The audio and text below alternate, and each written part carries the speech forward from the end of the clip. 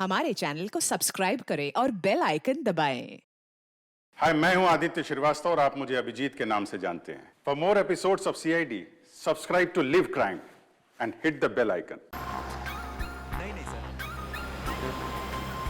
किया है सर, मैंने वो भी किया है। मैं सिर्फ अपना जॉब चेंज करना चाह रहा हूँ सर। नहीं नहीं सर, मैंने इससे पहले भी 10 लोगों को हैंडल किया। हे, दिखता नहीं है क्या? एक मिनट सर। हे, क्या है ये? आपने मेरा लॉलीपॉप गिरा दिया अंकल। अंकल? मैं तुझे अंकल दिखता हूँ? अपने से बड़े को तो अंकल ही बोलते हैं ना अंकल। अंकल? फिर से अंकल बोला? दिमाग खराब है क्या तेरा? अंकल, आपने मेरा लॉलीपॉप गिरा, आप मुझे लॉलीपॉप दिलाए। अरे चल छोड़ ना, जा अपना काम कर। अंकल लेकिन हाँ सर। अंकल मेरा लॉलीपॉप गिरा दिया। लेकिन अंकल, ये अंकल ने ना मेरा लॉलीपॉप गिरा दिया। अंकल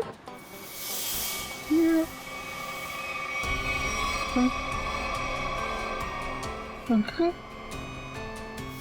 ये मेरे चेहरे को क्या हो गया? मैं तो बच्चा हूँ।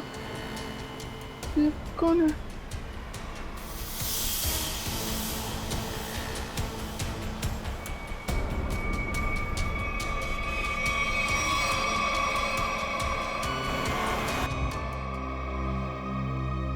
अभिजीत, क्या सोच रहे हो?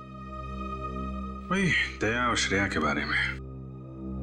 दोनों की तरफ देखता हूँ, बड़ा दुख होता है।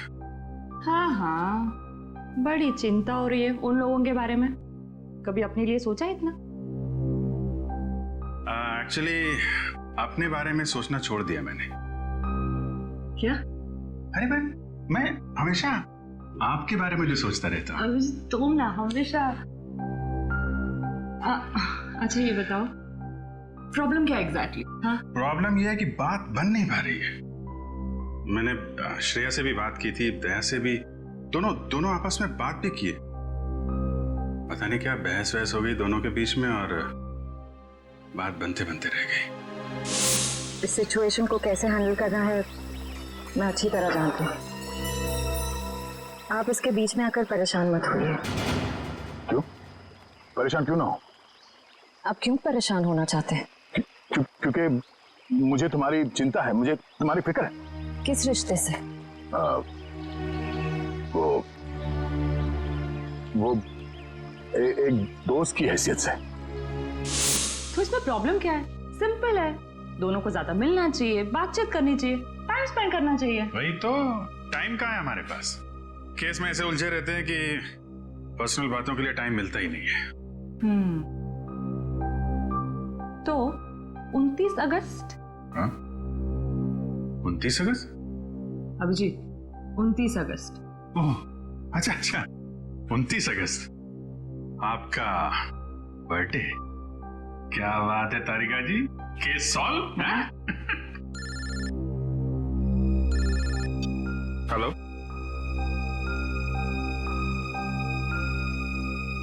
एक नया केस। सर लगातार कुछ बड़बड़ा रहा था और मैंने उससे पूछा क्या कर रहे हो? उसने जोरदार धक्का मारा और बोला वो लोग तुम्हें छोड़ेंगे नहीं। उसने तुम्हें जोरदार धक्का मारा? जी सर। और कह रहा था कि वो लोग तुम्हें छोड़ेंगे नहीं? जी सर। और सर मुझे लगा कुछ खून का मामला है तो मैंने आपको फोन कर दिया। सर मैंने ठीक किया ना? नहीं, कोई गलती नहीं की तुमने, बिल्कुल ठीक किया।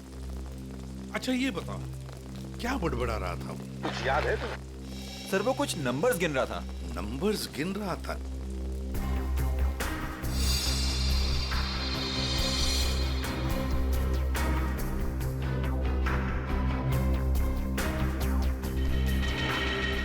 हाँ अभिजीत, क्या लगता है? बॉडी पे बाहर तो कोई घाव नहीं है और जहर का भी कोई निशान नहीं दिख रहा है।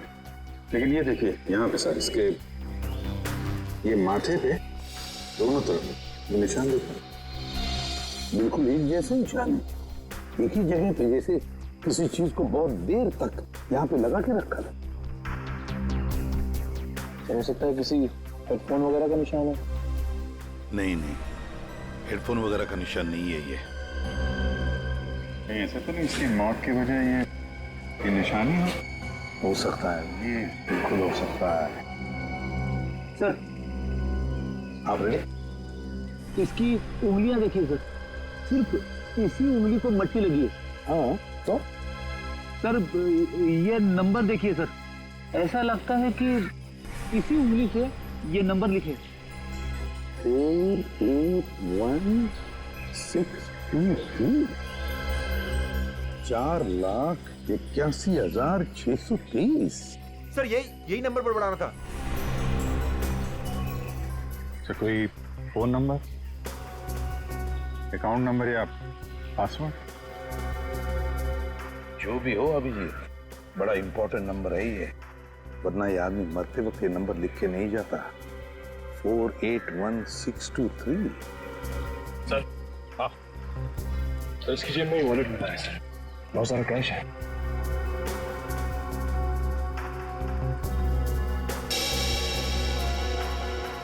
आईडी नहीं,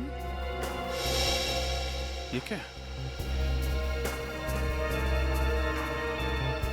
कोई रिसीट है sir? TE servicing company. Sir ये तो अमर है, इसको क्या हुआ? किसी ने इसका खून कर दिया है। खून? जी हाँ। सर मुझे पहले ही ऐसे ही लग रहा था कि इसके साथ ऐसा कुछ होने वाला है। पहले से ऐसा लग रहा था, क्यों? सर ये काम करता है मैकेनिकल का और उसके रोज के खर्चे है शहंशाह जैसे। उसका पैसे से बटवा हमेशा भरा हुआ रहता था। अरे तो तुमने पूछा नहीं कि उसके पास इतने पैसे आते कहाँ से थे? उसने कहा अपने काम से काम रख, नहीं तो उड़ा दूंगा तुझे, समझ आना? ऐसा से धमकी दिया उसने। वो तो गुंडा था साहब। रहता कहाँ था ये अमर?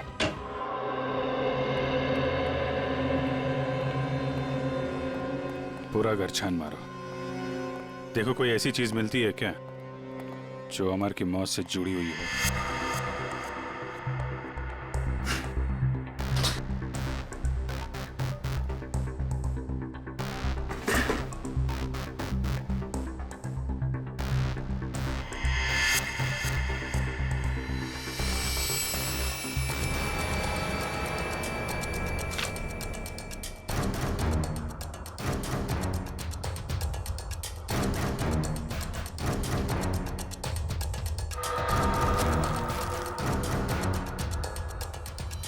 Mobile phone?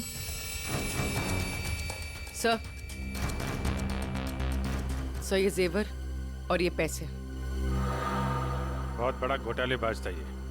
उधर मोबाइल फोन और एंटिक पीसेस रखे हुए हैं।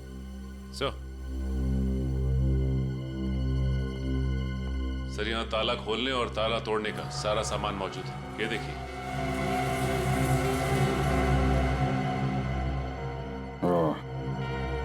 तो ये अमर चोर था। सर लगता है ये अमर लोगों के घरों में एसी और फ्रिज सुधारने के बहाने घर को अच्छी तरह से देख लेता था। उसके बाद रात में इन सारी कीमती चीजों की चोरी करता था। सर हाँ विक्रम। सर ये कुछ अखबार मिले हैं जो बीच बीच में से काटे हुए सर। कुछ अक्षर कटे हुए हैं।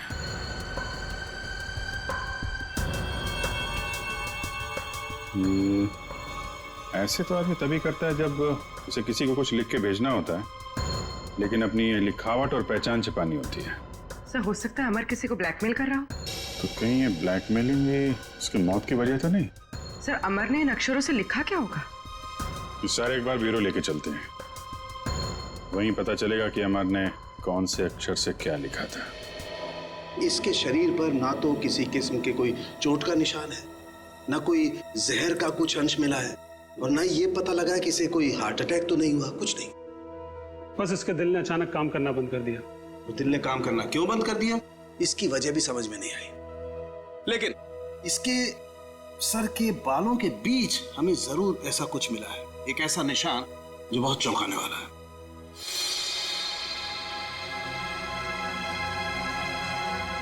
ये देखो,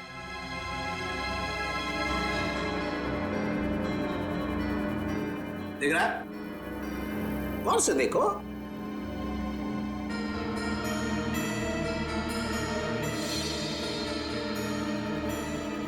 सर यहाँ तो कुछ दिखाई नहीं दे रहा है। दिखाई देगा भी नहीं।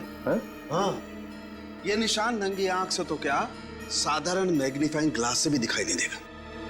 ये निशान आप लोगों को कहां दिखाई देगा मैं बताता हूं, आइए मेरे साथ।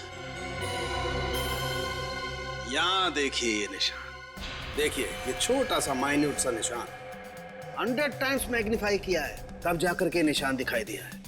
100 टाइम्स? डॉक्टर साहब, ऐसा कौन सा निशान हो सकता है? कहीं ऐसा तो नहीं कि किसी सर्जन ने बड़ी बारीकी से इस पे सर्जरी करके? नहीं कर, इतनी बारीक सर्जरी दुनिया में हो नहीं सकती है। इतना बारीक निशान किसी औजार से नहीं बन सकता है। लेकिन हाँ, इसके सर में ये निशान है, इसका मतलब कोई बहुत ही पतली, बहुत ही माइन्यूट, बारीक सी चीज इसके सर में या तो घुसी है या फिर घुसाई गई। सर ये काम एलियंस का लगता है। सर कई बार एलियंस धरती पर आते हैं और इंसानों को बहला फुसलाकर ऊपर ले जाते हैं और उनके ऊपर एक्सपेरिमेंट्स करते हैं, उन्हें कंप्लीटली ब्रेन वॉश कर देते हैं। पंकज, तुम मेडिटेशन किया करो, तुम्हारा दिमाग आजकल बहुत इधर उधर भटकता है। हाँ, एक बात और, इसकी सीटी स्कैन करने से पता लगा है कि ये आदमी दिमागी तौर पर बीमार था। सर, अमर के सिर में जो यहाँ पे जो निशान था, कहीं इसकी वजह से इसे मानसिक बीमारी तो नहीं हुई? हो सकता निखिल, इसके लिए मुझे इसकी ऑटोप्सी करनी पड़ेगी। ठीक है डॉक्टर साहब, आप ऑटोप्सी कीजिए। तब तक हम पता करते हैं कि अमर ने जो नंबर्स लिखकर छोड़े थे, उन नंबर्स का राज क्या है।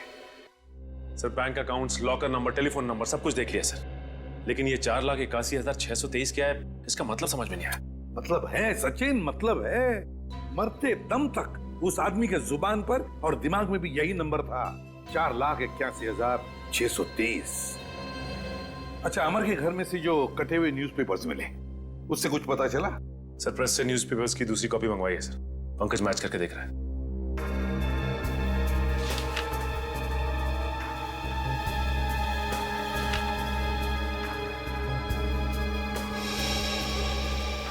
Ishita, Rajmahal, behind 11 PM।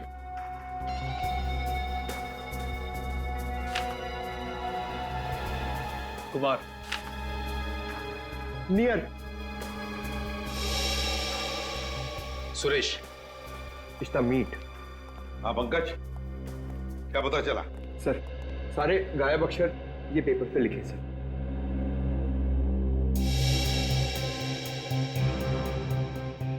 Rajmahal behind me is near 11 PM which meet Suresh, your Kumar।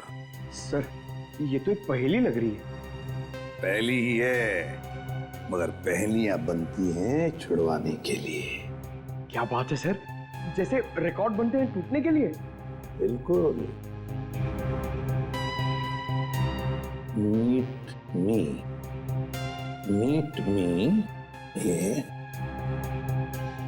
Eight Rajmahal restaurant, है ना? राजमहल रेस्टोरेंट बिहाइंड क्या हो सकता है? 11 PM हो सकता है। Meet me at 11 PM behind Rajmahal restaurant. Meet me at Rajmahal restaurant, चलो एक सेंटेंस तो बन गया। विच चीज नियर, बताओ पंकज, क्या हो सकता है? ये योर, हाँ बिल्कुल बिल्कुल सही Pankaj, thank you. Which is near your building, हो गया। Suresh Kumar, meet me at 11 PM behind Rajmahal restaurant which is near your building। Sir, ये राजमहल रेस्टोरेंट तो अंधेरी का एक रेस्टोरेंट है, बहुत ही फेमस रेस्टोरेंट सर। तो फिर सचिन, इस राजमहल रेस्टोरेंट के पास रहने वाले सुरेश कुमार के बारे में पूरा पता लगाओ। सुरेश कुमार,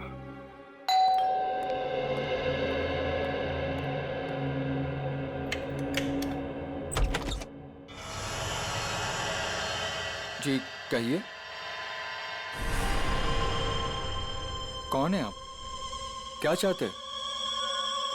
पैसा, ढेर सारा पैसा। हेलो हेलो, कौन हो तुम और क्यों दूं मैं तुम्हें पैसा? हाँ? अमर को क्यों दिए थे? अमर को? हाँ, सब पता है मुझे। जी, वो मुझे ब्लैकमेल कर रहा था और इसीलिए तुमने अमर का खून कर दिया। क्या? खून? देखिए, मैंने किसी का खून नहीं किया है। झूठ!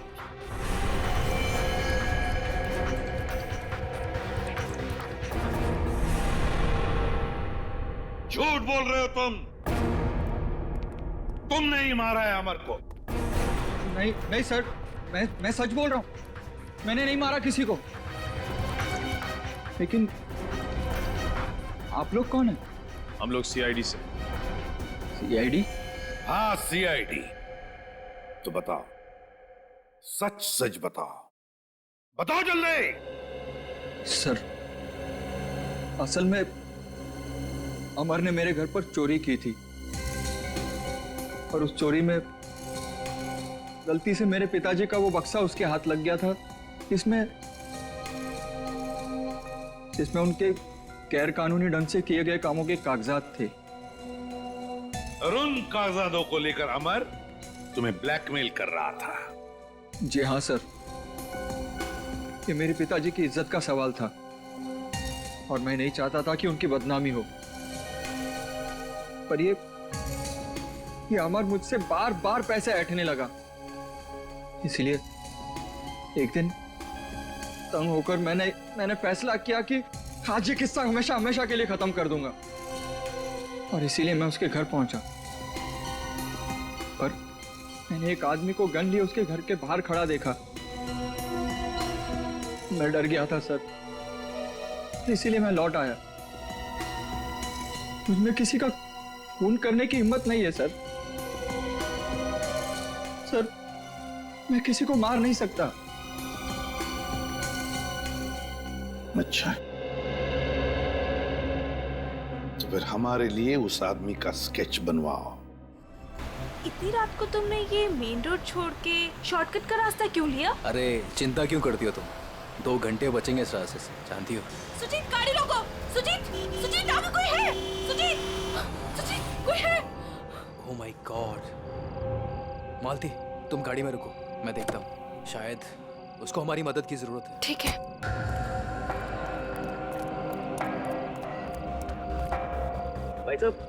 भाई साहब, उठो भाई साहब, क्या हुआ? भाई साहब, उठो भाई साहब। 4 लाख 81,000 है, 4 8 16 23। अरे छोड़ो मुझे। बिल्ला, वो लोग तुम्हारे पास आ रहे हैं। छोड़ो। बिल्ला,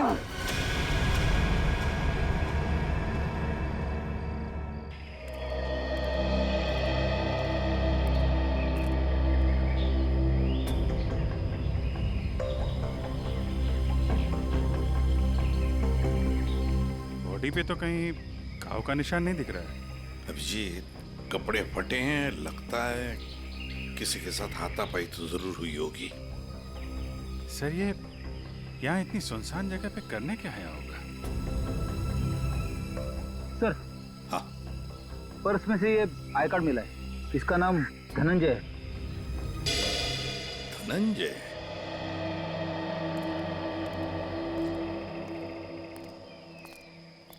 एक बार जरा डिटेल में बताइए, क्या हुआ था? हाँ सर, ये आदमी रोड पे मुंह के बल गिरा हुआ था। मैंने इसकी हेल्प करने की कोशिश की, लेकिन इसने मुझ पर हमला कर दिया सर। और हाँ सर, ये कुछ नंबर भी बड़बड़ा रहा था। नंबर? अमर भी तो नंबर ही बड़बड़ा रहा था। हाँ, 48163। हाँ, ये 4,81,623 ऐसा कुछ? जी जी हाँ सर, यही नंबर था। अच्छा, अब इसके अलावा कुछ और बोल रहा था, बड़बड़ा रहा था? हाँ सर, वो काफी डरा हुआ था और चिल्लाकर बोल रहा था, बिल्ला, वो लोग आ रहे हैं। बिल्ला? सर, बिल्ला, ये नाम मैंने पहले कहीं सुना है सर। अच्छा, अभिजीत एक काम करो, इस धनंजय का पूरा पता लगाओ और इस बिल्ला की पूरी कुंडली निकालो। अगर ये बिल्ला मिल गया तो समझ लो इस नंबर का राज भी खुल गया। रघु, हमें बिल्ला के बारे में तुमसे कुछ जानकारी चाहिए। रघु, हम तुमसे कुछ पूछ रहे हैं। हाँ? रघु, हम सीआईडी से हैं और हमारा ये जानना बहुत जरूरी है कि बिल्ला इस जेल से फरार क्यों हुआ। सर, लगता है इसकी आंखों के साथ साथ इसका मुंह भी बंद पड़ गया। रघु, हमें पता चला है कि तुम्हारे दो बच्चे, पहला 11 साल का गुड्डू और दूसरी 9 साल की मुन्नी, और हमें यह भी पता है कि उन दोनों मासूम बच्चों को यह नहीं पता कि उनका बाप यहाँ इस जेल में बंद है। अब अगर ऐसी कोई खबर उन दोनों बच्चों तक पहुंच गई तो फिर... नहीं साहब, ऐसा मत करिए। उनको कुछ मत बताइए साहब। फिर तुम्हें बताना होगा कि बिल्ला यहाँ से भागा क्यों। जी साहब, बिल्ला के अंदर बहुत सारी कमियां थी, लेकिन वो इतना बेवकूफ नहीं था कि 6 दिन पहले ही जेल से भाग जाए। फिर बिल्ला जेल से भागा क्यों? धनंजय ने मरने से पहले बिल्ला का नाम लिया है। साहब, एक दिन मैंने बिल्ला को मैस में एक कैदी से बात करते हुए देखा साहब। कैदी से? कौन था वो? साहब, मैंने उसका चेहरा तो नहीं देखा क्योंकि उसकी पीठ मेरी तरफ थी साहब। उसके बाद फिर वो डरा डरा सा रहने लगा। इसका मतलब तुम कहना चाहते हो कि उस कैदी ने बिल्ला को धमकाया था? हो सकता है साहब। सर, मतलब बिल्ला की जान को खतरा होगा? ऐसे ही लगता है पंकज, और अपनी जान बचाने के लिए बिल्ला इस जेल से फरार हो गया।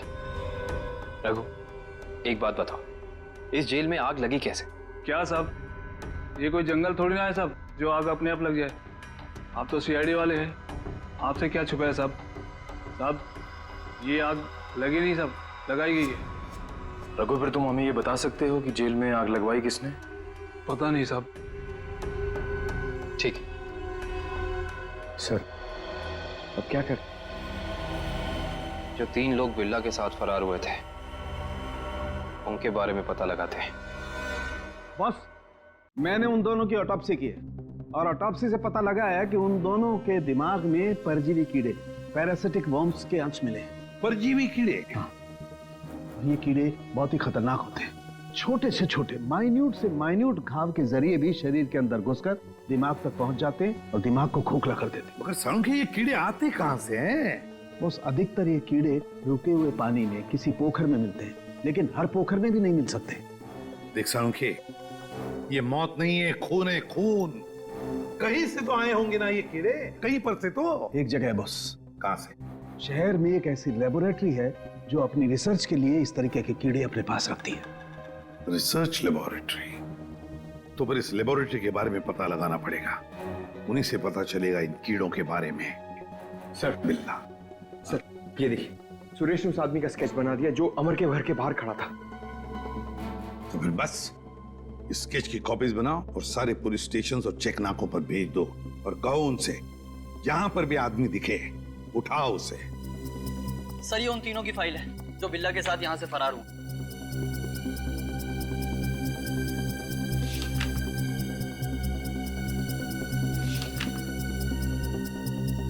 सर। हाँ पंकज। सर, ये आदमी को देखिए। ये आदमी? ये तो वही आदमी है ना जिसका स्केच सुरेश ने बनवाया था। वही आदमी जो अमर के घर के बाहर खड़ा हुआ दिखा था। इसमें तो लिखा है ये धनंजय आग लगने से 2 दिन पहले ही यहाँ आया था, एक छोटे मोटे जुर्म में। इसका मतलब जरूर अमर, धनंजय और बिल्ला के बीच आपस में कोई ना कोई संबंध था। ऐसे ही लगता है निखिल, ये सारी एक सोची समझी साजिश है। ये वही आदमी है जो जेल के अंदर आया और इसने फिर बिल्ला को धमकाया, फिर यहाँ जेल में आग लगाई और बिल्ला को अपने साथ लेकर फरार हो गया। मगर सर, इस बिल्ला में ऐसा खास है क्या? मेरा मतलब है कि कोई उसके लिए इतनी तकलीफ क्यों उठाएगा? यही तो पता करना है पंकज, आखिर उसमें ऐसा खास है क्या? कुछ दिन पहले बदमाशों ने हमारी लेबोरेटरी में डाका डाला था। सबने मास्क पहन रखे हैं। और सर, ये कैमरा नंबर 2 है जो हमारी लैब में लगा हुआ है। आप जरा ये जगह दिखाइए जहाँ पे आप पे हम। आइए सर। सर, यही वो जगह है जहाँ उन लोगों ने मुझ पे हमला किया था। Excuse me.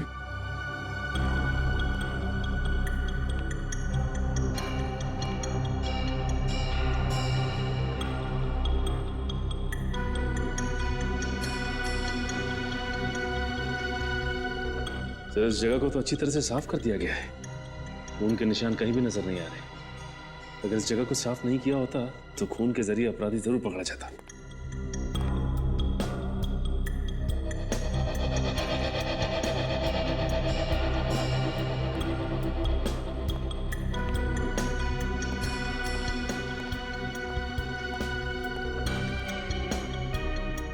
अपराधी इस दरवाजे से ही बाहर गया। उंगली कटी थी, खून बह रहा था। बाहर देखते हैं, शायद कुछ मिले।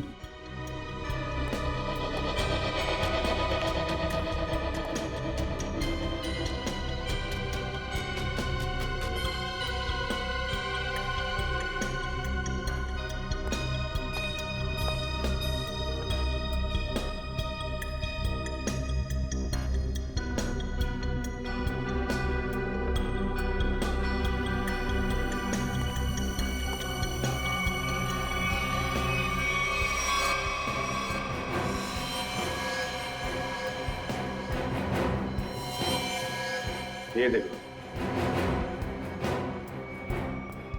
ये है अपराधी का खून। अब पता चल जाएगा है कौन वो।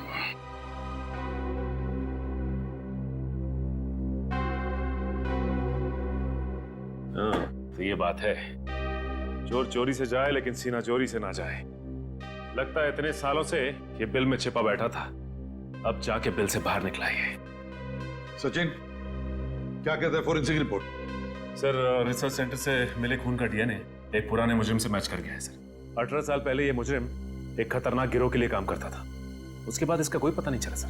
अच्छा, और सर इस गिरोह के वेयर हाउस पे छापा पड़ा था पुलिस का, जिस छापे में कुछ लोग मारे गए और कुछ पकड़े गए और बाकी तस्करी का सामान भी बरामद हुआ।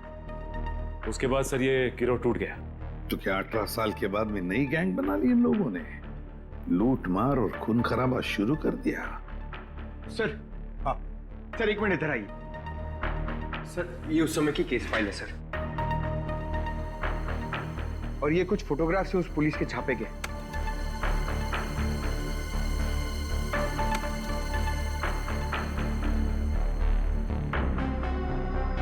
एक मिनट।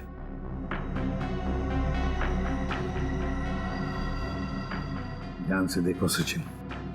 हाँ सर, ये वही नंबर है जो धनंजय और अमर मरने से पहले दोहरा रहे थे सर। एग्जैक्टली। ये सारा खून का खेल इसी नंबर से जुड़ा हुआ है, इसी नंबर से, इसी बक्से से जिसका नंबर है 4,81,623।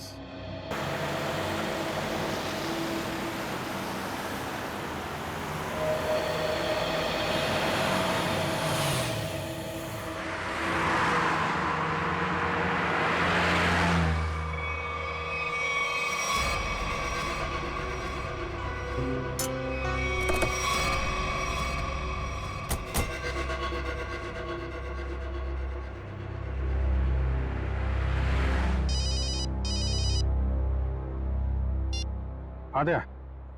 अरे कहाँ हो यार तुम? अरे यार ये कॉमन रोड पे थोड़ी गाड़ी खराब हो गई थी, 2 मिनट में आता हूँ बना के। ओके ठीक है। अच्छा अभिजीत, वो नंबर्स की गुत्थी सुलझ गई है। अच्छा, अरे वाह यार दया, ये जब से बिल्ला के केस में हम लोग घुसे हैं ना, मुझे कुछ और याद आ रहा है। क्या? यार मैं इससे पहले कहीं मिल चुका हूँ। अच्छा, कहाँ पर अभी ठीक से याद नहीं आ रहा है, लेकिन चेहरा जाना पहचाना है। ठीक है, तुम गाड़ी रिपेयर करके ब्यूरो आ जाओ, वहीं पे उसकी पहचान निकालने की कोशिश करते हैं। ओके ठीक है। अरे दया, मैं इसे सीआईडी ज्वाइन करने से पहले मिला था। अच्छा, इसने Abhijeet, Abhijeet, Abhijeet, hello hello.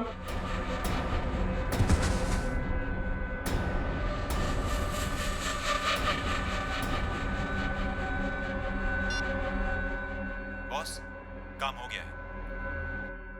Hello. ये अभिजीत की आवाज तो नहीं थी, किसी और की आवाज थी।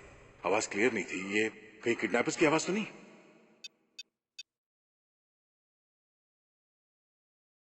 हेलो पूर्वी। हेलो। हाँ सर। सर लगता है अभिजीत को किसी ने किडनैप कर लिया है। क्या? अभिजीत, अपने इस पुराने दोस्त बिल्ला को जरा कुछ याद दिलाने की कोशिश करो। हम जो इससे जानना चाहते हैं ये हमें बता नहीं रहा। क्या जानना चाहते हो? अभिजीत, समझने की कोशिश करो अभिजीत।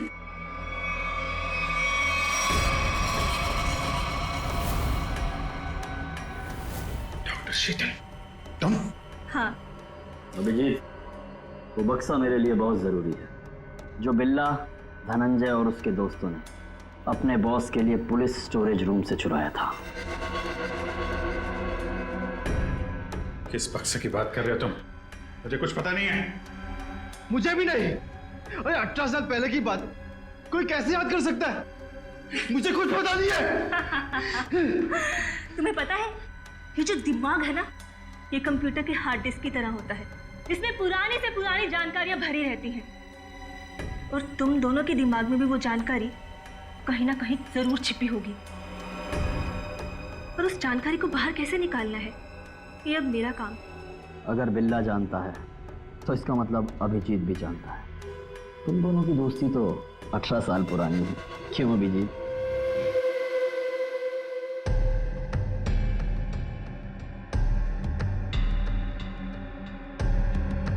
क्या ये सब?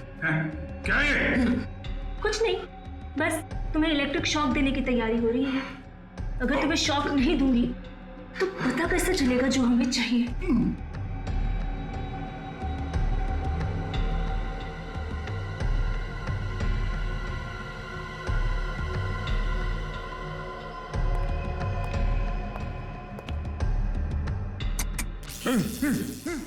सर, आपने जो फोन पे दूसरी आवाज सुनी थी वो पूर्वी ने क्लीन करके भेजी है।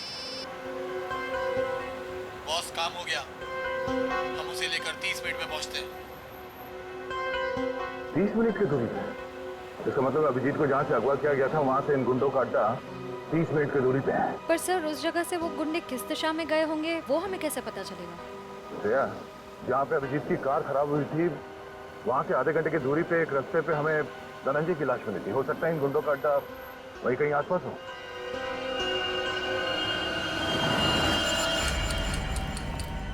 तुमने तो बहुत जल्दी हार मान ली अभिजीत, पर हम लोग हार नहीं मानने वाले जब तक हम अपने मतलब की जानकारी हासिल नहीं कर लेते। बॉस, बॉस, बक्सा मिल गया और अंदर का सामान भी सही सलामत है। बहुत अच्छे, क्या बात है। इसका मतलब अब हमें इन दोनों की कोई जरूरत नहीं। इन्हें जल्द से जल्द ऊपर पहुंचाओ और निकलो यहाँ से। नहीं, मुझे अभी इनकी जरूरत है। मुझे अपनी रिसर्च के लिए इनके अंदर पैरासाइट डालने हैं। उसके थोड़ी देर बाद तक ये लोग जिंदा रहेंगे और फिर भगवान को प्यारे हो जाएंगे। तुम्हें इनके साथ जो भी करना है जल्दी करना, बचने नहीं चाहिए, वरना ये दोनों हमारे लिए खतरा बन जाएंगे।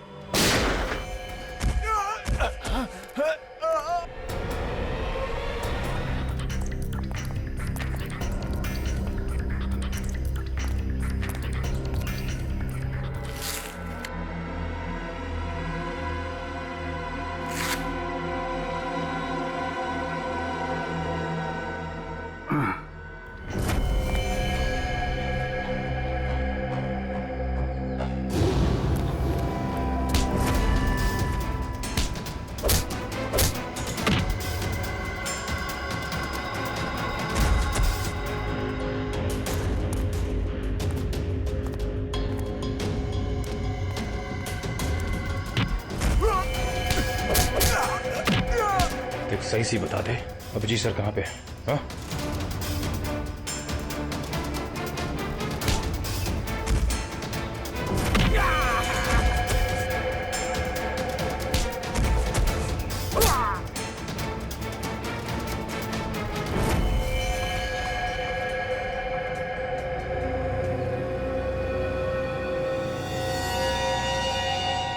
ये तो बिल्ला है। बिल्ला, बिल्ला, इसे भी अस्पताल ले जाना होगा। ये अभिजीत कहाँ गया?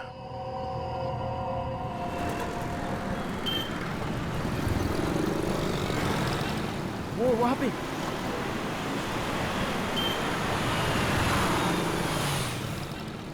अभिजीत, कहाँ जा रहे हो अभिजीत? चलो जल्दी गाड़ी में बैठो। गाड़ी में क्यों? क्यों गाड़ी में क्यों अंकल? अरे तुम्हारे पीछे गुंडे पड़े हैं, वो तुम्हारे ऊपर कभी भी हमला कर सकते हैं। जल्दी गाड़ी में बैठो।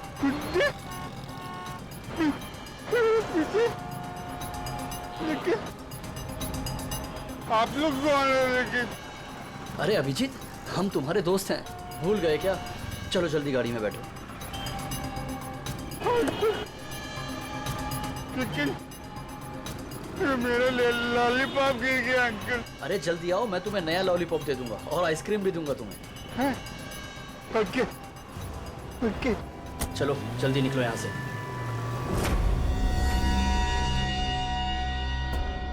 चलो चलो फटाफट चलो, जल्दी से, ना टाइम नहीं है ना हमारे पास, है ना? देखिए अंकल, हम लोग जा कर रहे हैं। हम लोग विदेश जा रहे हैं। विदेश घुमाने के लिए, तुम्हें घूमना है ना? वाह, विदेश जा रहे हैं, कितना मजा आएगा। हम लोग जहाज से जाएंगे अंकल। नहीं, हम लोग पानी के जहाज से जाएंगे। पानी के। वाह, पानी की जहाज से। हाँ। जो पानी में चलती है। हाँ। बहुत मजा आएगा, बहुत मजा आएगा।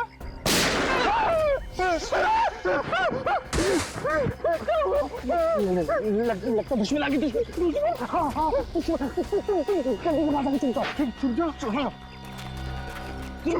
वहाँ जाओ। अभिजीत, अभिजीत, यहाँ है अभिजीत।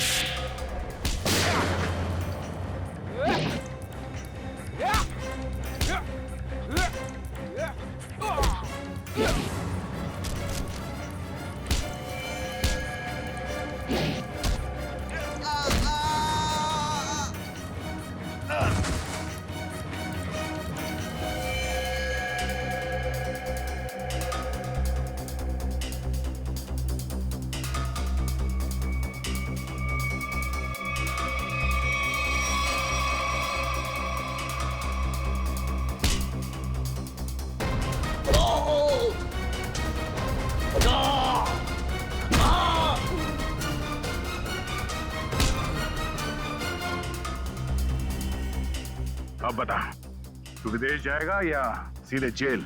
हाँ? दया, जाऊंगा तो विदेश ही, वो देख। मैं निखिल, दया से। श्रेया, विक्रम, झूठ बोलो, गोली चला। यार, याद कर यार। सर याद करिए सर। ये हाथ छोड़ दे, मैं तुम्हें मरने नहीं दूंगा।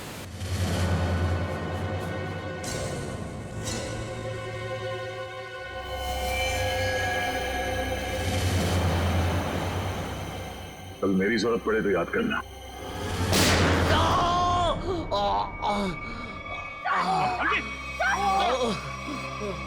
हट। सर कुछ नहीं हुआ, गोली सिर्फ पैर पे लगी है। बता क्यों किया तूने ऐसा? हाँ? लालच सर, 100 करोड़ का लालच। मेरा असली नाम हरीश है। मैं उस गैंग का लीडर हूं जो वेयर हाउस में पकड़ा गया था। 18 साल पहले मुझे जेल हो गई थी। फिर तुम पुलिस डिपार्टमेंट में ऑफिसर कैसे बन गए? मैं अपना हुलिया और पहचान बदलकर उस पुलिस वाले की जगह पुलिस डिपार्टमेंट में घुस गया जिसका तबादला दूसरे शहर से हुआ था। और फिर तुमने उस बेचारे पुलिस ऑफिसर को अपने रास्ते से हटा दिया और उसकी जगह ले ली। हाँ सर, मुझे दुश्मन गैंग के लोगों की पूरी जानकारी चाहिए थी। और फिर जेल से छूटने के बाद उस बक्से के नंबर के जरिए तुम उस बक्से को हासिल करने की कोशिश में लग गए। उस बक्से में 100 करोड़ के ड्रग्स थे। काफी समय बीत चुका था, लोग कुछ बता नहीं पा रहे थे, इसलिए उनकी याददाश्त वापस लाने के लिए तुमने डॉक्टर शीतल के एक्सपेरिमेंट का इस्तेमाल किया उन पर। हाँ सर, और वो एक्सपेरिमेंट कामयाब भी हो रहे थे। हमें बिल्ला के जरिए पता लग गया था वो बक्सा कहाँ रखा था। और अमर कैसे फंस गया तुम्हारी जाल में? सर, सुरेश का बाप एक भ्रष्ट ऑफिसर था और वो मेरे दुश्मन गैंग से मिला हुआ था। उसने उनके साथ अपनी कुछ तस्वीरें और एक नोटबुक अपने घर में रखी हुई थी, जिसे गलती से सुरेश के घर से अमर ने चुरा लिया था। और इसीलिए तुमने पहले अमर को पकड़ा ताकि तुम ये जान सको कि उसे उस बक्से के बारे में क्या पता है। मगर अमर ने तो सुरेश के घर से चुराए हुए सबूत पहले ही नष्ट कर दिए थे।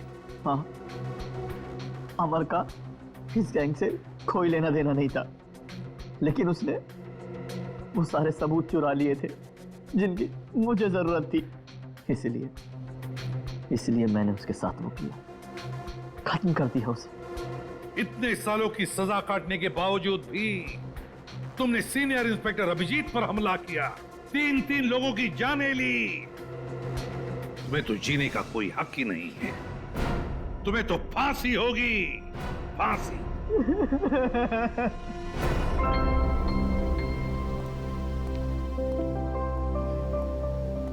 अभी सब ठीक है ना? Many happy returns of the day. Oh, there? That's for you. Thank you. Happy birthday. Thank you so much. This is beautiful. Thanks. ये कोई नजर नहीं आ रहा? अभिजीत आया नहीं क्या? अरे यार, मैं यहाँ भाई। ये लो। फिट हो बस? अरे तारिका जी का बर्थडे और मैं फिट ना हूँ? अच्छा दया, श्रेया नहीं आई? अरे दया आ गया तो श्रेया भी आती होगी। हाँ वो तो नहीं यार, वो हमारी पिछली मुलाकात कुछ ठीक नहीं रही। हाँ तो अरे सब ठीक हो जाएगा यार। आज वो यहाँ आएगी ना तो उसे अपने दिल की बात बोल ही देना, क्यों? यस, इस बार तो एकदम।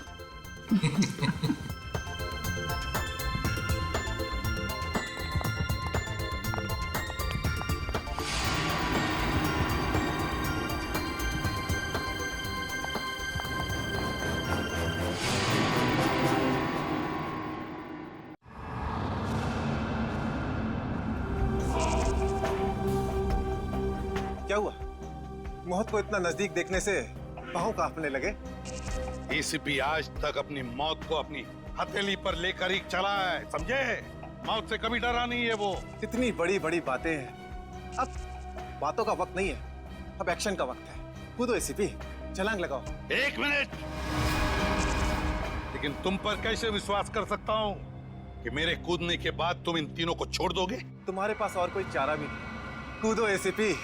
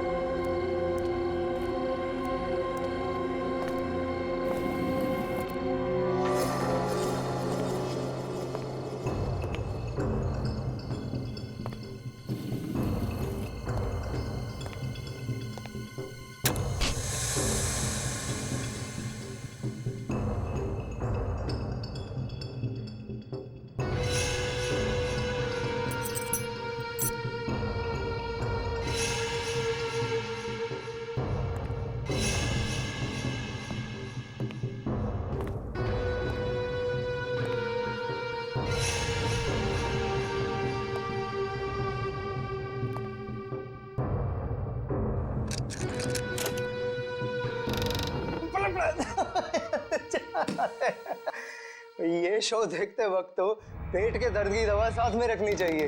हंसते हंसते पेट दर्द हो गया।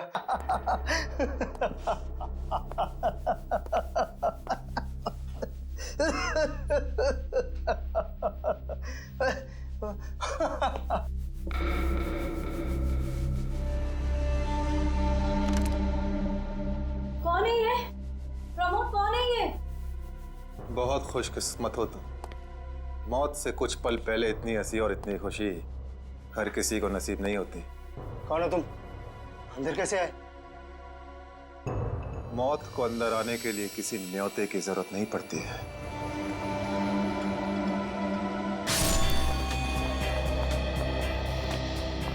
Happy birthday Tarika. Thank you Shreya. Thank you. Many many happy returns of the day. Thank you Siddharth. बहुत खूबसूरत फूल है। श्रेया की चॉइस है। हाँ वो तो है, श्रेया की चॉइस तो कभी गलत हो ही नहीं सकती। हाय सिद्धार्थ। हेलो। हाय श्रेया। हाय पूर्वी। काफी देर कर दी आने में। थोड़ा ट्रैफिक मिल गया रास्ते में। अरे फ्रेडी सर, ये गपागप खा रहे हो? आप तो बोल रहे थे डाइटिंग कर रहे हो। डाइटिंग ही तो कर रहा हूँ। इसके पहले तो मैं 5-5 प्लेटें एक साथ खा जाता था। क्या बात कर रहे हो? हमारे प्लान पे तो पानी फिर गया अभिजीत। अरे ऐसे कैसे? कुछ ना कुछ तो करूंगा मैं। कैसे? हृदय, हाँ, उस कमरे में तुम्हारा कोई वेट कर रहा है। मेरा वेट कर रहा है? हाँ, कौन? तुम जाओ तो सही। अरे जाओ।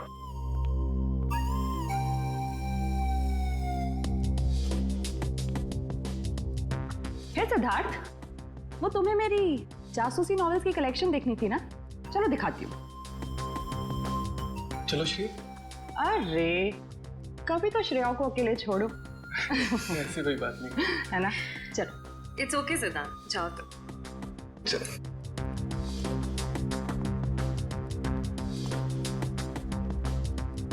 अरे श्रेया तुम यहाँ, वहाँ कमरे में कोई तुम्हारा वेट कर रहा है। कौन? अरे जाओ देखो तो सही। अरे सर।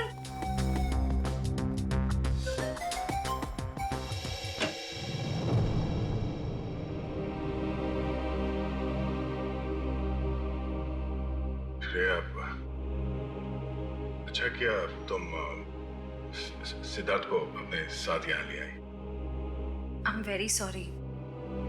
उस दिन मैंने आपके साथ बहुत बुरा बिहेव किया था।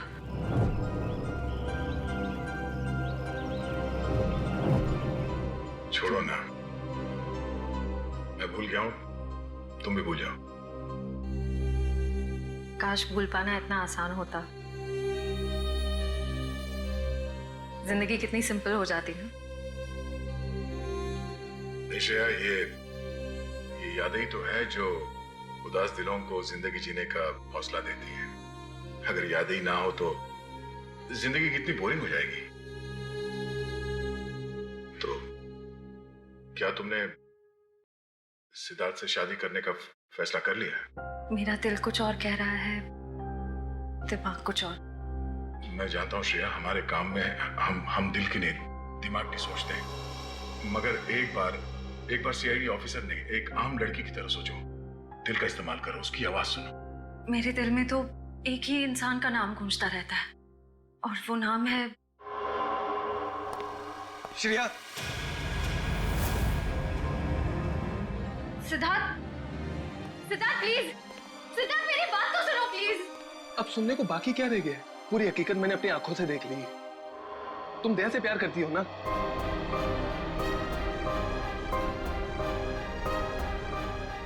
सिद्धार्थ, मैं इस बारे में तुमसे बात करने वाली थी। की क्यों नहीं? सिद्धार्थ, काम इतना होता है, मौका ही नहीं मिला मुझे। मौका नहीं मिला? I just can't believe I heard that.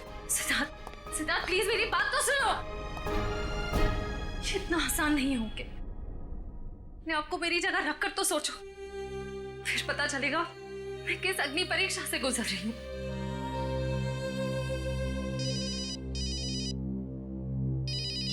Hello,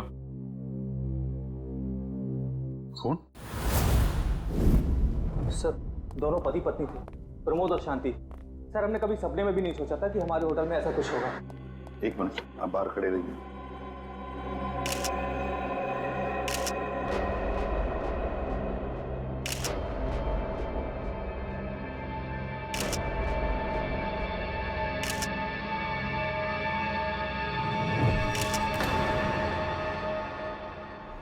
my God, दोनों की लाशें ऐसी इस अवस्था में।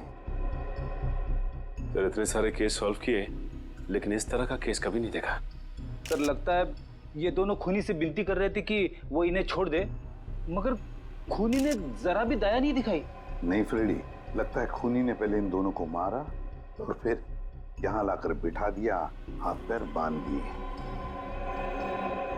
जिस तरह से इन दोनों को बिठाया कुर्सी में, लगता है खूनी हमसे कुछ कहना चाहता है। ये देखो, कम से कम 6-7 वार तो किए इस बेचारी पर।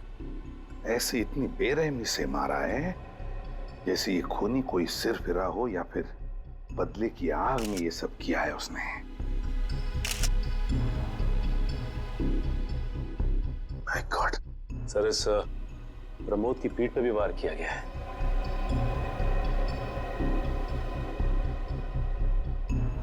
क्या हुआ? सर इसकी सांसें चल रही है, जिंदा ही है। प्रमोद जिंदा है? तुम्हें जल्दी से इसे हॉस्पिटल ले जाओ, इसका जिंदा रहना बहुत जरूरी है। संभाल के चल। आजा।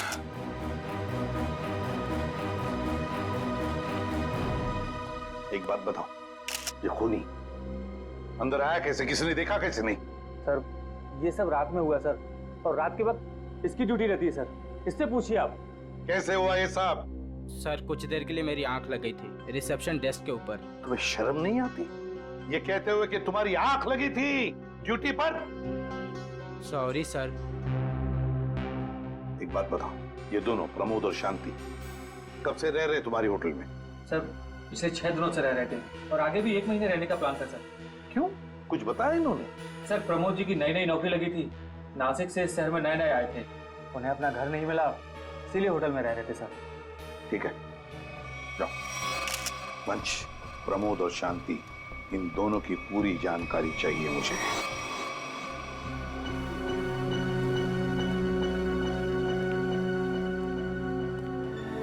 हाँ सचिन, ये प्रमोद कैसा है? सर डॉक्टर ने ऑपरेशन शुरू कर दिया है, थोड़ी देर में पता चल जाएगा सर। लगता है सचिन ये खूनी शांति को ही मारने आया था, प्रमोद को नहीं। देखो ना, उसने प्रमोद पर सिर्फ एक ही वार किया और फिर देखा तक नहीं कि वो जिंदा है या मर गया।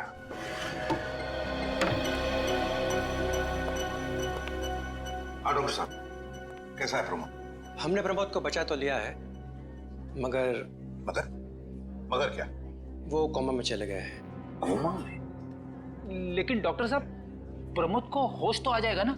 हम तो अपनी तरफ से पूरी कोशिश करेंगे, मगर कुछ कहा नहीं जा सकता। Thank you. कुछ भी हो, प्रमोद होश में आना ही चाहिए। खूनी को सिर्फ प्रमोद ने ही देखा है। डॉक्टर साहब, शांति की लाश से कुछ पता चला? दया, मौत की वजह तो तुम लोगों को क्राइम स्पॉट पे ही पता चल गई होगी। पेट पर चाकू के इतने सारे घाव हैं, उसी की वजह से मौत हो गई बेचारे की। हाँ, वो तो हमें पता चल गया था। उसके अलावा कुछ और? हाँ, एक खास बात, 2 महीने पहले इसका किडनी का ऑपरेशन हुआ था। ये देखो, इसमें फोटो है। किडनी का ऑपरेशन? वंश, पता करो शहर के किस हॉस्पिटल में शांति के किडनी का ऑपरेशन हुआ था। जैसे? और सर वो क्राइम सीन पे जो खून मिला था वो शांति और प्रमोद का ही है। खूनी ने खून करने से पहले एक कदम फूंक फूंक कर रखा है। हाँ, काफी प्लानिंग की है खूनी ने इस जुर्म को अंजाम देने के लिए। उसे पता था कि ये प्रमोद ऑफिस से कितने बजे वापस आता है और वो होटल के कमरे में पहुंच गया जब दोनों मौजूद थे।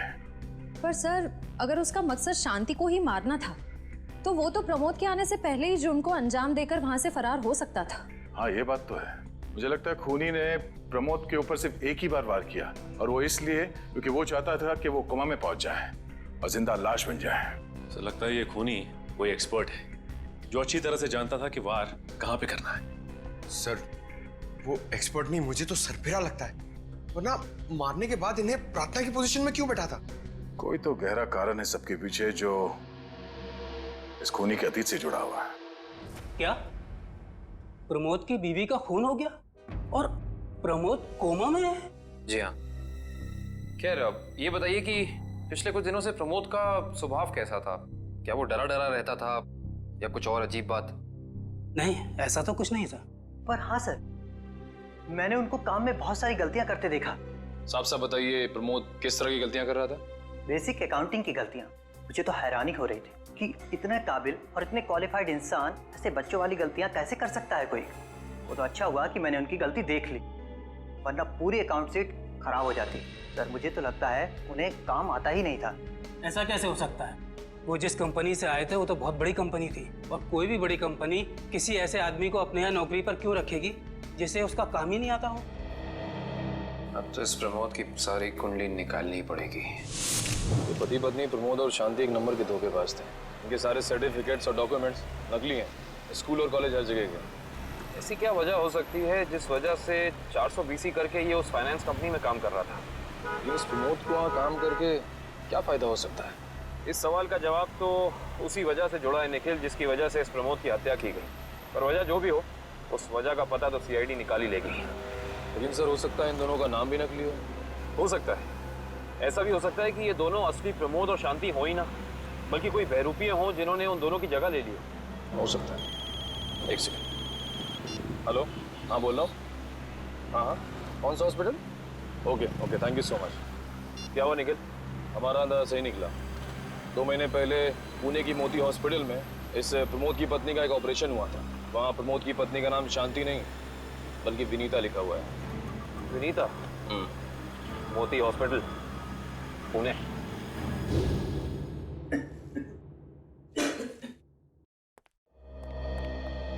एक्सक्यूज मी, एक वक्त पे सिर्फ एक ही मरीज अंदर आएगा? हम लोग सीआईडी से। सीआईडी? मगर यहाँ मुजरिम कौन है? इसी की तलाश है हमें। एक्चुअली आपके हॉस्पिटल में 2 महीने पहले एक ऑपरेशन हुआ था, उसी के बारे में कुछ जानकारी चाहिए हमें। किसका ऑपरेशन? ये दोनों आपकी हॉस्पिटल में आए थे? ये तो मिसेस विनीता कुमार हैं। हाँ, मिसेस विनीता कुमार। और ये इनके पति, इनकी मौत हो गई? जी हाँ, विनीता कुमार का खून हो चुका है और उनके पति प्रमोद अब कोमा में है। डॉक्टर ये बताइए कि मिसेस विनीता कुमार ने किडनी का ऑपरेशन कराया था ना? जी हाँ। हम उसके मेडिकल रिपोर्ट्स देख सकते हैं? यहाँ पे तो पति का नाम त्रिलोक कुमार लिखा है। मतलब त्रिलोक बन गया प्रमोद और विनीता बन गई शांति। इस पेपर में उनके घर का एड्रेस लिखा हुआ है। चल के पता करें, शायद कुछ पता चल जाए। नहीं निखिल, कोई फायदा नहीं होगा। इनकी पहचानों की तरह इनका एड्रेस भी नकली होगा, देखना। हाँ, हमने इन्हें ऑपरेशन के कुछ रिपोर्ट्स कोरियर की थी, मगर वो कोरियर वापस आ गए थे। डॉक्टर ये बताइए कि इन्होंने ऑपरेशन का पेमेंट कैश में की थी या चेक से या किसी कार्ड से? इंश्योरेंस के जरिए। इंश्योरेंस? उस इंश्योरेंस कंपनी के कोई कागजात, कोई डॉक्यूमेंट्स हैं आपके पास? हाँ, इसी फाइल में होंगे। गुड।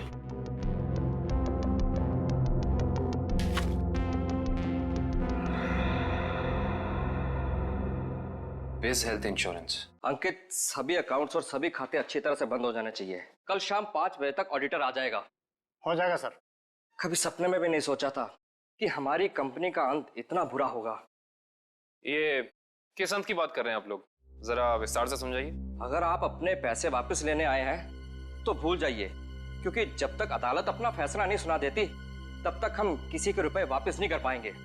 पैसे वापस लेने नहीं, इंसाफ करने आए हैं हम लोग सीआईडी से। ओह, तो हमारी शिकायत सीआईडी वालों तक भी पहुंच गई है। शिकायत? ऐसा क्या कर दिया आपकी इस कंपनी ने? हमारी कंपनी ने नहीं, उस त्रिलोक ने आसमान की तरफ प्रगति करती हुई हमारी कंपनी के नाम को रातों रात मिट्टी में मिला दिया और हमें दिवालिया कर दिया उसने। त्रिलोक? एक सेकंड, आप इस त्रिलोक की बात तो नहीं कर रहे? हाँ हाँ, यही तो है वो। पर इसे क्या हुआ? किसी ने इसकी जान लेने की कोशिश की है। फिलहाल ये कोमा में। ये तो होना ही था, इतने लोगों को जो धोखा दिया इसने। किस धोखे की बात कर रहे हैं? हमारी कंपनी के क्लाइंट्स को झूठे सपने दिखाकर कहा कि सबके पैसे एक ही महीने में 2 गुना कर दूंगा, पर सबके पैसे बटोरकर 9 तो 11 हो गया वो। और क्लाइंट हमारी कंपनी से पैसे वापस मांग रहे हैं। बैंकक्रप्ट हो गया। इतने सालों से कंपनी की बनी बनाई इज्जत मिट्टी में मिल गई। खोए हुए पैसे और खोई हुई इज्जत तो फिर से कमाई जा सकती है, पर खोई हुई जान तो वापस नहीं आ सकती ना। क्या त्रिलोक ने किसी की जान भी ली है? हाँ, हमारी कंपनी के सीईओ अनुज जी, जो कि इस सदमे को बर्दाश्त नहीं कर पाए और दिल का दौरा पड़ने से उनकी मौत हो गई। कहीं ये सारा हमला अनुज जी का कोई करीबी तो नहीं कर रहा है? अनुज जी की मौत का बदला लेने के लिए हो सकता है। अनुज जी के परिवार में कौन कौन है? उनकी पत्नी सुधा, जो कि अभी सदमे में है, और उनका बेटा विक्की। विक्की? इस विक्की का फोन नंबर दीजिए जरा। विक्की के फोन का सिग्नल यहीं आसपास बता रहा है। हो गई। अच्छा, अभी भी मागाधे रोड की तरफ मुड़ा है। मागाधे?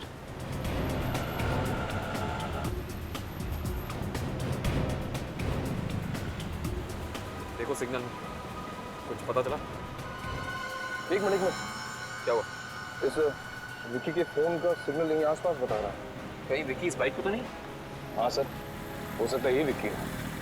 चेक करते हैं।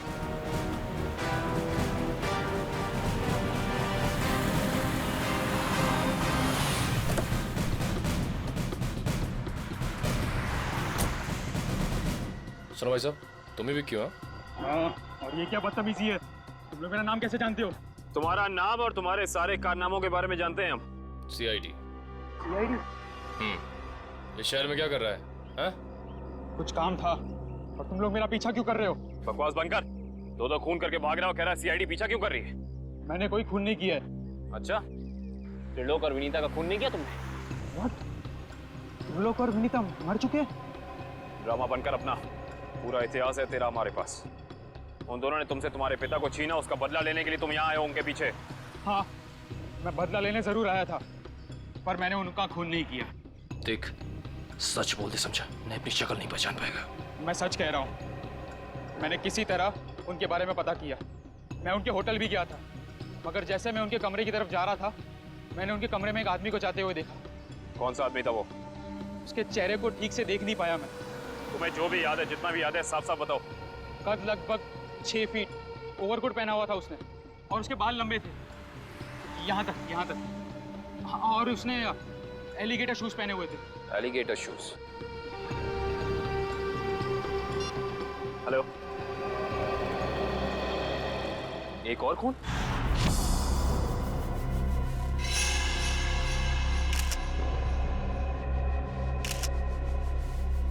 लाश ऐसे अजीब ढंग से क्यों बैठा है? कमाल है सर, पिछले वाले केस में खूनी ने उन दोनों को होटल में चाकू मारकर प्रार्थना वाली पोजीशन में बैठाया था, और इसे गोली मार के इस तरह से। लगता है दोनों का खूनी एक ही है। गोली सीधे माथे के बीचों बीच मारी है। अगर ये सीरियल किलर होता तो इसे भी चाकू से मारता सर, क्योंकि विनीता को उसने चाकू से मारा था, इसे तो गोली मारी है। हाँ, मगर लाशों को ऐसे एक ही ढंग से बिठाना, क्या दो अलग अलग खूनी करेंगे?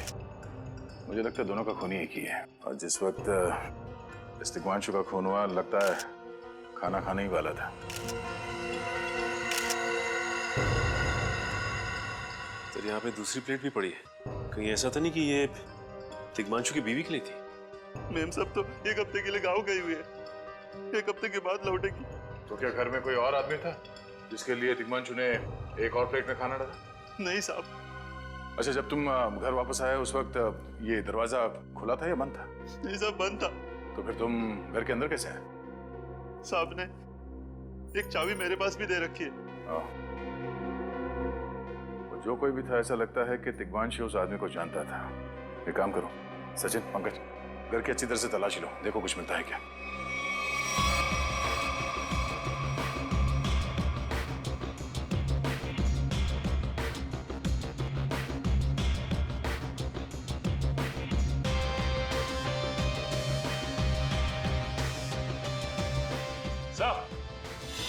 हाँ सचिन, हाँ सचिन, ये देखिए सर, यहाँ से शीशा निकाला गया है, चिटकनी खोली गई है, और यहाँ से बाहर जाने का रास्ता भी है। मतलब कोई अंदर यहाँ इस खिड़की से आया था? लेकिन इस घर में तो सेफ्टी अलार्म भी है सर। अगर यहाँ से कोई अंदर आया है तो सेफ्टी अलार्म बजना चाहिए था और सिक्योरिटी गार्ड को भी अंदर आना चाहिए था। अब इसका जवाब तो सिक्योरिटी गार्ड ही देगा।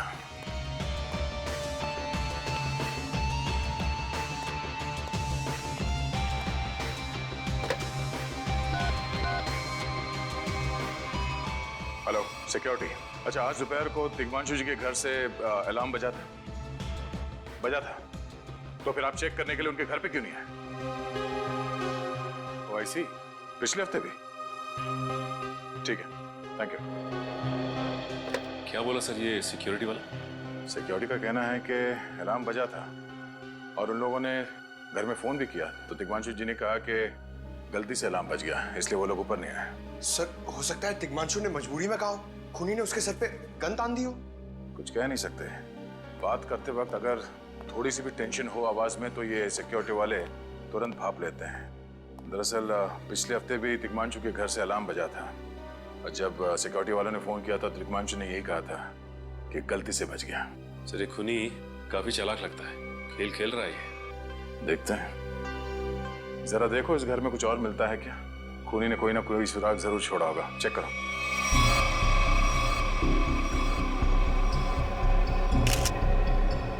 सर एक मिनट सर।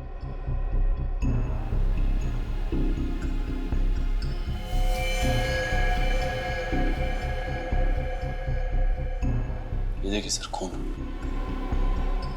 ये खून यहाँ कैसे? कहीं खूनी का तो नहीं है खून? ये तो डॉक्टर सालों के ही बताएंगे। वो खून किसका है ये अभी पता चल जाएगा। तारिक आती होगी रिपोर्ट लेकर के। डॉक्टर साहब, इस दिग्मांशु के बारे में कुछ और पता चला? हाँ। वो कैसे? इसे गोली मारने से पहले बेहोश किया गया था। क्या?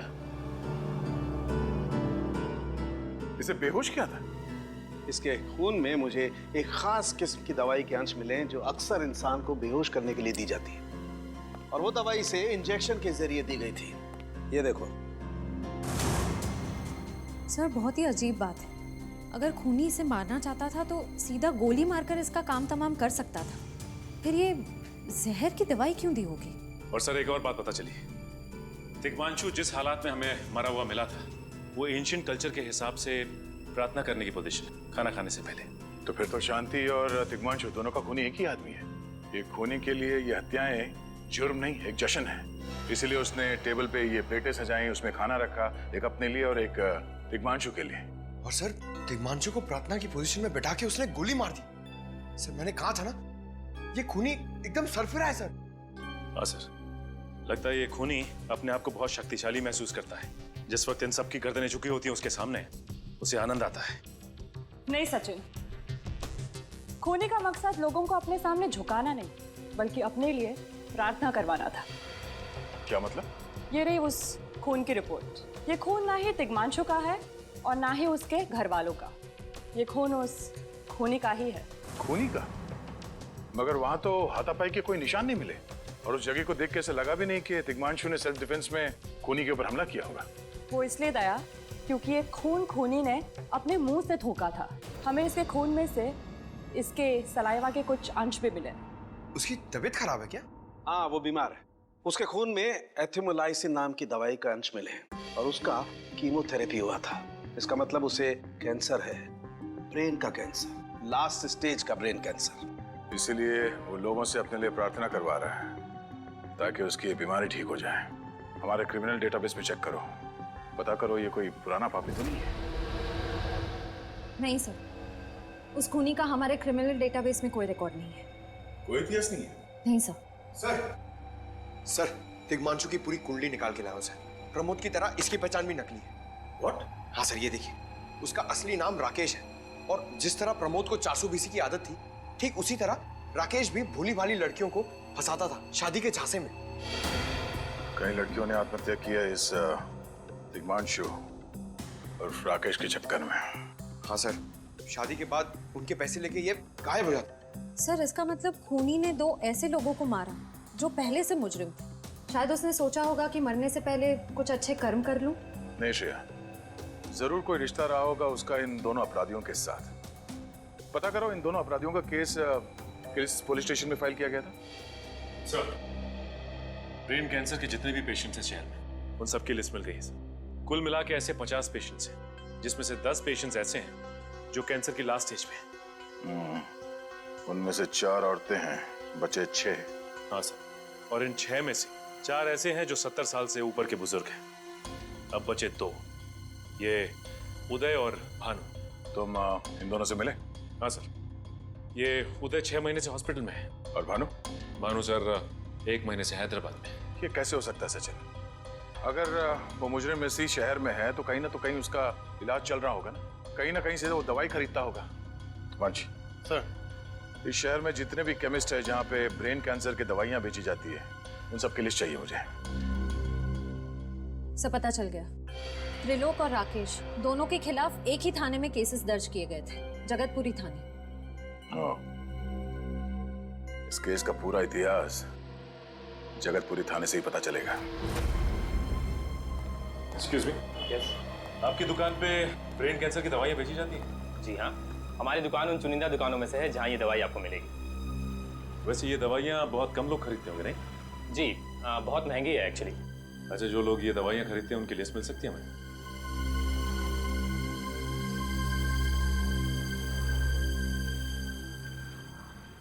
ये रही वो लिस्ट।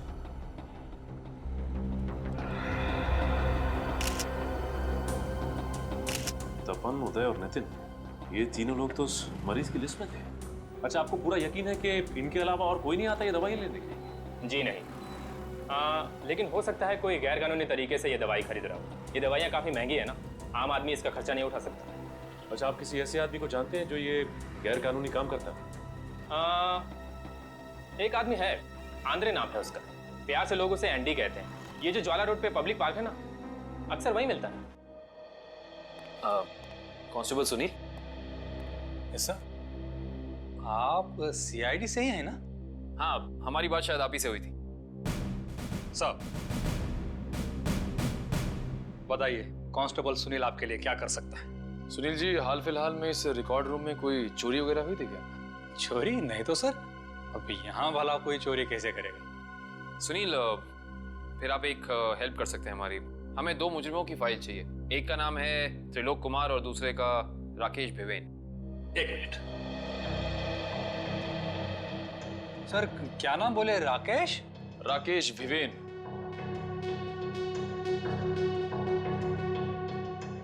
कमाल है, इसकी फाइल तो है नहीं यहाँ पे। अच्छा, वो दूसरा नाम क्या बोले? त्रिलोक कुमार। इसकी भी नहीं है? दोनों की फाइल्स नहीं? हाँ सर, लेकिन यहाँ पर चोरी की तो कोई घटना नहीं घटी। पता नहीं फाइलें गायब कैसे हो गई। सुनील, यहाँ याद करने की कोशिश करो, हाल ही में कोई दुर्घटना घटी थी क्या? पिछले महीने ऑफिस एरिया में आग लग गई थी, तो अच्छा हुआ फायर ब्रिगेड वाले जल्दी आ गए और हमारे रिकॉर्ड्स नष्ट नहीं हुए। जरूर ये आग भी जानबूझकर लगाई गई थी। आग लगने की वजह क्या थी? वो बताया गया कि मेन स्विच बोर्ड के अंदर शॉर्ट सर्किट हुआ था। कोई इलेक्ट्रिशियन भी आया था काम करने के लिए। जरूर वहीं छेड़छाड़ की गई है। उस इलेक्ट्रिशियन का कोई आता, कोई पता, कोई कांटेक्ट है? दूसरे कांस्टेबल के पास था, लेकिन वो तो रिटायर होकर गांव चले गए। हाँ, कोई बात नहीं। सुनील, एक काम करिए, आप चेक करके बताइए कि और किन किन मुजरिमों की फाइल्स यहाँ से गायब हुई हैं। Okay sir. पता तो चले आखिर अगला शिकार है कौन इस अनोखे खूनी का। ये ले पैसे। अरे ये दवाइयाँ तो असली है ना। अरे अंकल जी, ये जो शक की बीमारी है ना, कैंसर से भी ज्यादा खतरनाक है। अगर आपको यकीन नहीं है कि ये दवाई असली है या नहीं, तो खुद जाकर दुकान से क्यों नहीं खरीद लेते? अरे तुम तो बुरा मान गए, मैं तो बस ऐसे ही पूछ रहा था, मेरा मतलब वो नहीं।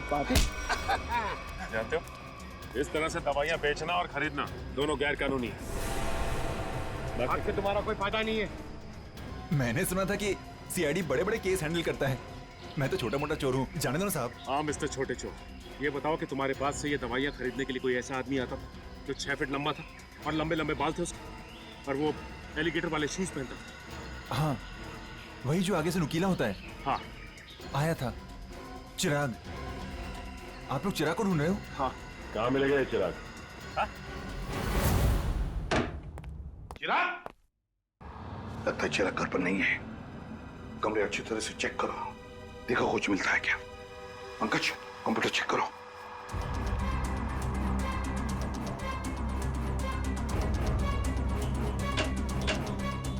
सर, ये देखिए पूरी अलमारी गन्स और चाकू से भर रखी इस चिराग ने। My God. सर, हाँ, अंदर के कमरे में से ये खून से भरे हुए कपड़े मिले। पुलिस रिकॉर्ड रूम से फोन है। देखो।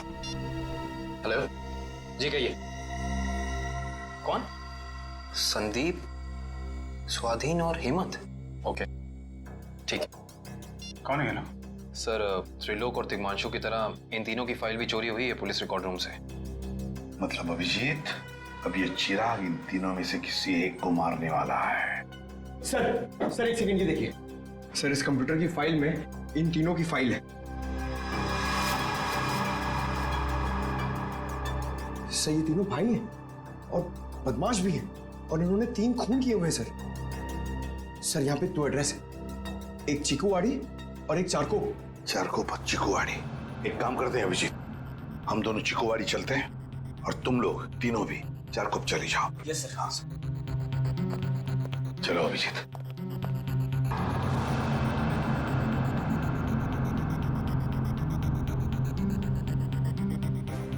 क्या हुआ सर? अभिजीत, ये पेन, ये मेरा पेन है अभिजीत। आपका पेन? यहाँ पे कैसे सर? ये पेन मैंने जग्गा को दिया था, जग्गा को। जग्गा सर? वो आपका खबरी? हाँ अभिजीत, मेरा खबरी। मगर जग्गा तो मर चुका है सर। हाँ अभिजीत, तो मर चुका है, लेकिन जिस खून में तलाशी करने में मदद की थी जग्गा ने हमारी, उस वक्त वो खून भी इसी तरह हो रहे जैसे आज हो रहे हैं। खून करने के बाद लोगों को प्रार्थना की पोजीशन में रखा जाता है। चलते हैं सर। नहीं अभिजीत, क्योंकि अभिजीत जिस तरह से वो खून किए जा रहा है, लगता है मुझे संदेशा भेज रहा है, मुझे मिलना चाहता है अकेले में।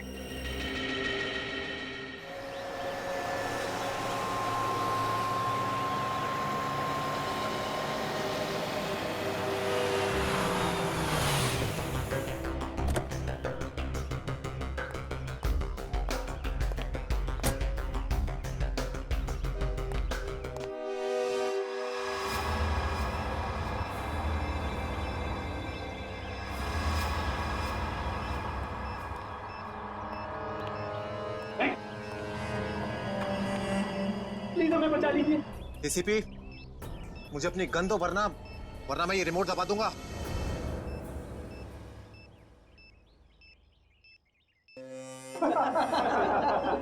बहुत अच्छे, बहुत अच्छे। तो तुम जानना चाहते थे ना कि मैं तुमसे नफरत क्यों करता हूँ? हाँ। जग्गा खबरी का नाम ध्यान है? याद है मुझे। मैं उन्हीं का बेटा हूँ। पता चल चुका था मुझे। एसीपी, तुमने मेरे पिताजी से वादा किया था ना कि तुम उनका बाल भी बाका नहीं होने दोगे, फिर क्यों नहीं बचा सके उन्हें? बोलो। देखो चिराग, तुम्हारे पिताजी की मौत का बोझ आज भी मेरे दिल पर है। बंद करो ये तुम्हारा नाटक। उस वक्त कहाँ थे तुम जब मेरे पिताजी की मौत के बाद मैं और मेरी माँ दर दर की ठोकरें खा रही थी? खाने के पैसे तक नहीं थे हमारे पास। तो तुम मेरे पास चले आते, मैं कुछ मदद कर सकता था तुम्हारी। क्या कर लेते तुम? हाँ, सिवाय झूठे वादों के। तुम्हें पता है एसीपी, मुझे कैंसर है, आखिरी स्टेज, और ये इसीलिए क्योंकि मेरी माँ के पास पैसे नहीं थे मेरे इलाज के लिए। मैं तुम्हारा दुख समझ सकता हूँ चिराग, तुम्हारी तकलीफ समझ सकता हूँ, मगर इन तीनों ने क्या बिगाड़ा है तुम्हारा? तुम इन तीनों की जान बचाना चाहते हो? हाँ। तो तुम्हें अपनी बलि देनी होगी। क्या मतलब? मतलब तुम इस बिल्डिंग से छलांग लगानी होगी, ताकि फिर कोई जग्गा खबरी सीआईडी का शिकार ना बने।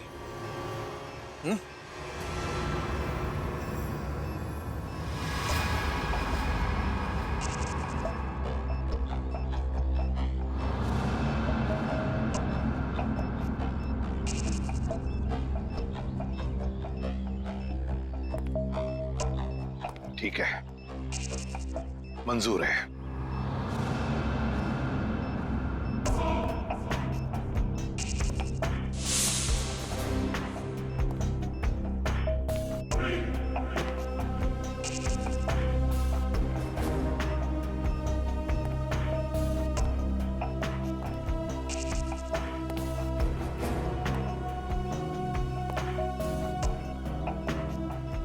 चढ़ो एसीपी, चढ़ो।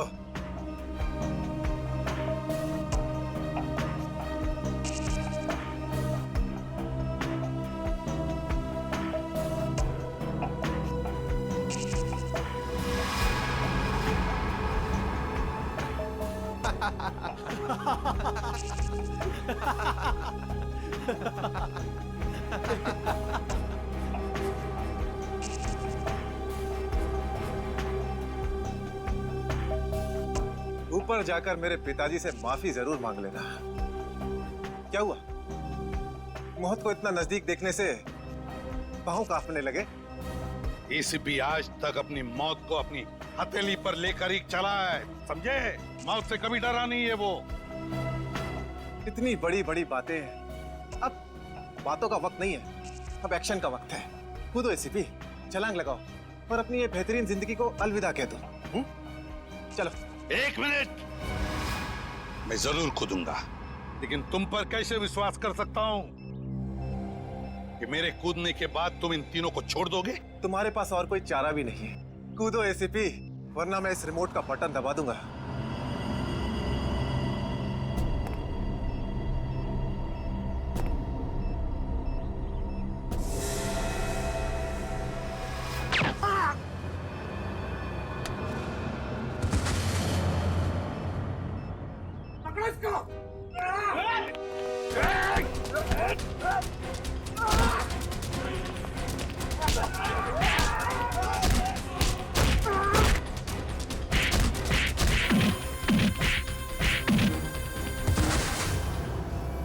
बस मिस्टर चिराग, बहुत चला लिया न्याय की अदालत। सीआईडी का काम सीआईडी को सौंप दो।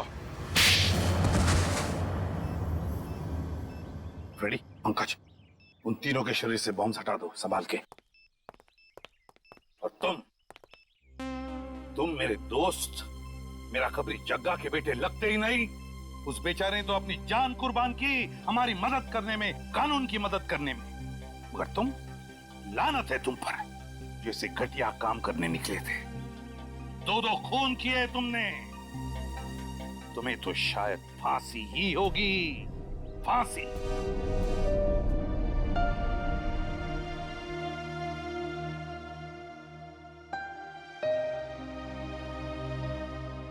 बड़े बुजुर्ग कह गए कि अगर कोई चिंता सताए तो उस चिंता को अपने कलेजे के अंदर अंगार बनने नहीं देना चाहिए।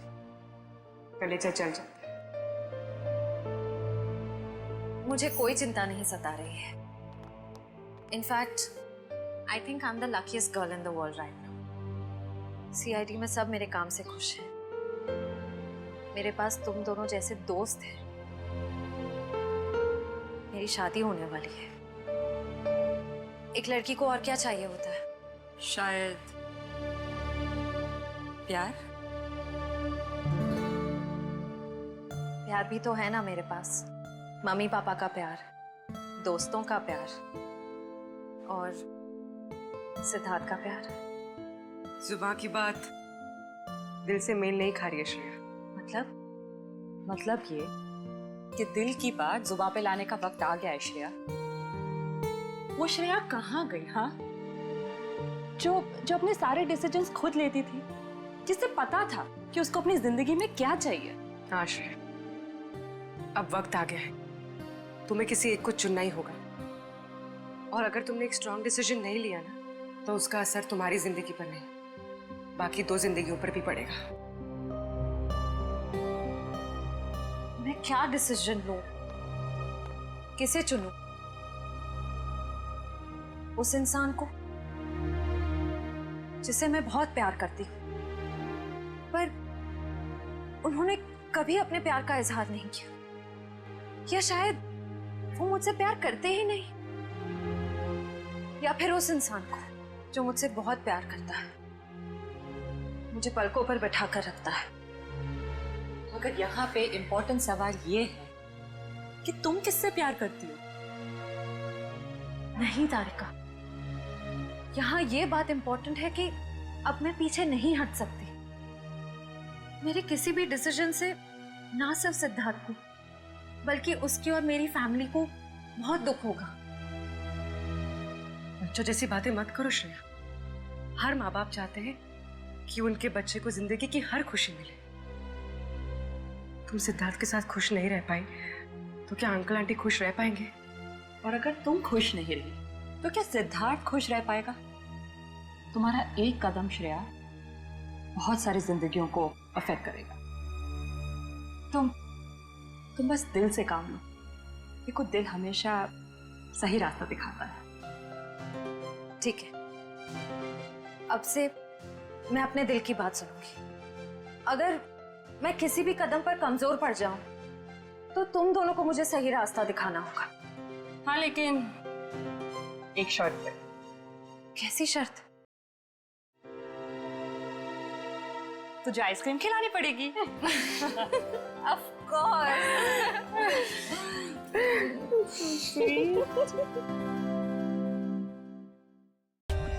For more updates, subscribe to our channel, click the show links and enjoy watching the videos.